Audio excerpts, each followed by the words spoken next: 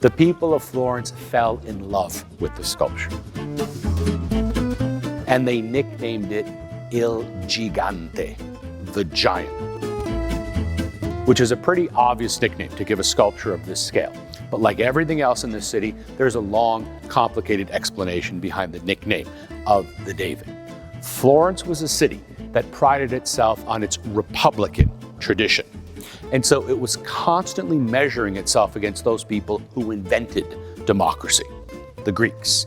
And in ancient Greece, there was a legendary sculpture, which no longer exists, called the Colossus of Rhodes, one of the great seven wonders of the ancient world. And so what the Florentines were essentially saying is that the ancient Greeks had their Colossus, we have responded with our Gigante. So why exactly is this sculpture so important? Well, the first thing I think that strikes you when you see the David is its scale. You just don't bump into 17-foot tall, 5-ton sculptures every day. Second thing is its anatomical perfection, with the qualifiers that I gave you, the hands, the head, but now you know why they're out of proportion.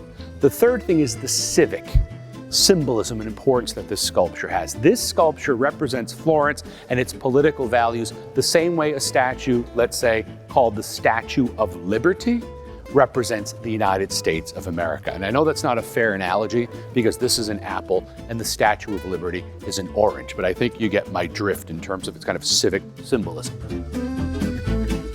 But the fourth reason this sculpture is so extraordinary, and I think this is the one that's most overlooked, is the dramatic aspect of the David.